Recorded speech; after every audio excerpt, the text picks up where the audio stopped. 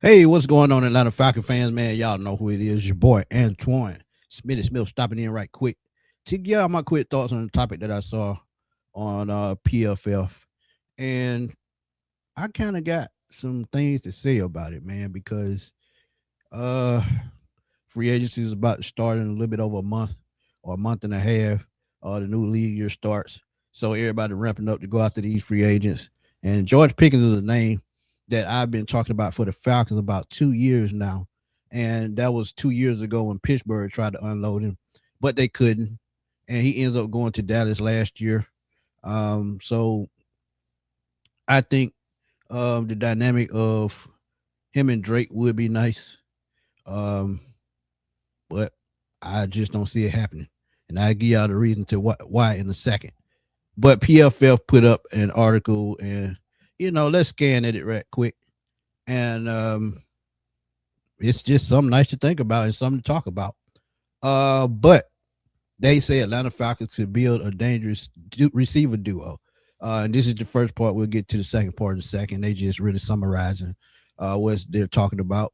It says the 2026 season will prove to be an important one for Michael Penix Jr. Development as a passer pairing Pickens in London will create one of the most electric duos in the NFL and set the young quarterback up for success. And that's true to a certain extent, but you got to also think too, man. Um, Money plays a factor in this. And George Pickens had a damn good year last year in Dallas, next to CD Lamb. And CD Lamb missed time with an injury, so he just pretty much took over. And him and Dak Prescott had a nice run with Dallas. And the crazy thing about it, he's still just 25 years old when the season starts. And it seems like he was like 2021 when he got drafted. So he's still young, man. And you see the immaturity with his actions sometimes on and off the field. That would be one of my concerns. But PFF think the Falcons would be the best landing spot. The change of scenery in Dallas could cement Pickens as a bona fide elite receiver. Name at the receiver position and entering his age 25. He had no shortage of suitors in free agency.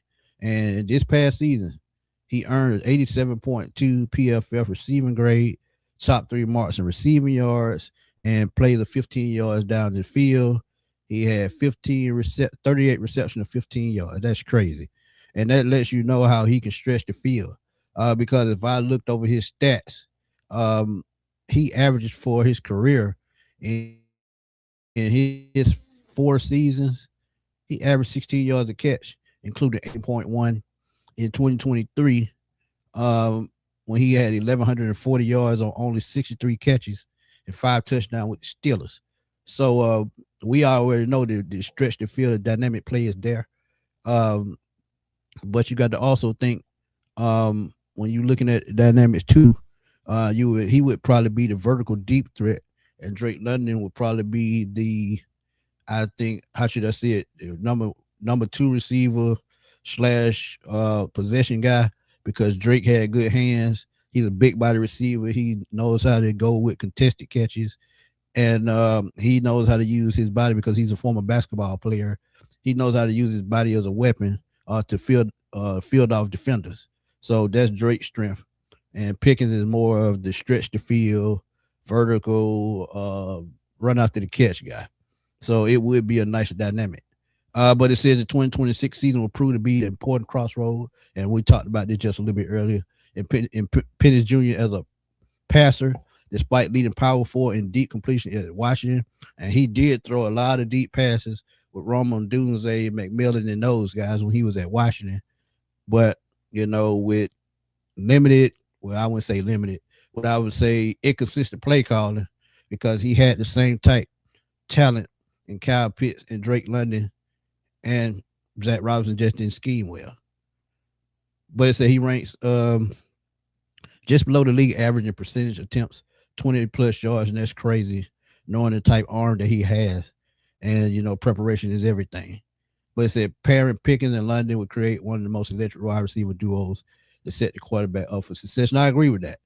If he comes back in 2027, because I'm still thinking he may not be back in 26, despite where the team is, where their win loss record, or where the bridge quarterback or the guy that they bring in is going to be health wise, where they're going to be chemistry wise, and you just don't want to break that chemistry up. But let's look at the Falcon receiver. Be one of the reasons why I don't think this would work is because when you look at it, Darnell Mooney could be cut because I think they'll save about anywhere from 10 to 12 million if they cut him. David Seals came on late in the season. He had a couple of drops that, cost him a game, but, like I said, they should have never been in those positions. But Drake London, we know is the number one right now. Devin Tompkins, who's more of a special teams guy, who they brought in from Tampa. Kadera Hart, special teams guy, who they probably may re-sign. Now that we have a new coach, Dylan Drummond, I think he has a positive future. Casey Washington, I think he's not coming back. And Malik Heath, he may not come back as well. So they have a need at the wide receiver position because they're kind of short. But all this, to me, depends on what they want to do with Kyle Pitts.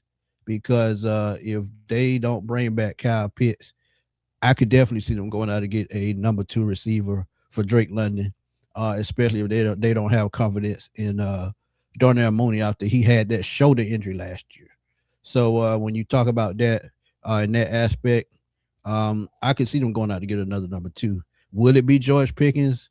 I don't know because, sometimes, like I say, his antics of him, being a diva, sort of like a Terrell Owens, that's going to be hard to cope with.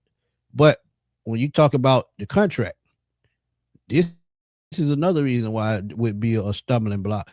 Because if you look at his market value, his market value is $30 million. And that is a lot of money. Aspect of the money, 30.6 million is a lot of money. So I just think it's a no-go. And it says his market value is 30.6, and his contract would look something like 4 years, $122 million, an average of 30.6. And among wide receiver, that would still be number 7. And I think Drake London is going to be in that same range, 30 to 35 million. And with Drake London possibly losing a little bit of money because of those games he missed with injury last year, he did not get that 1,000-yard season back to back. So that could be a major factor in Drake London's contract talks. But yeah, man, PFF put George Pickens with the Atlanta Falcons. I don't have a problem with it, man, but I just think dynamic wise, when you talk about contracts, when you talk about what the Falcons want to do with their roster, I mean, it's just so many factors as to would be a roadblock for George Pickens to come to Atlanta. So when you think about it, it makes a lot of sense because when you look at the Jamar Chase, T. Higgins type duo in Cincinnati, A.J. Brown, Devontae Smith in Philadelphia, and the George Pickens and the Drake London in Atlanta, I would love to see that. But money may not fit. I think with the contracts, the discrepancies, and don't get me wrong, they can move around contracts, they can restructure contracts, they can make trades, they can get the money off their books. Because I think is a way they can get up to, I would say, about 40 to 45 million if they make the right cap shifts, and we'll see. But George Pickens to Atlanta is very interesting to talk about. I would love to see it. What about you? Would you love to see it? Let me know what y'all think. Drop those comments in the comment box. Let's debate. Let's have fun as always, man. Y'all know how we do it on Sports Machine.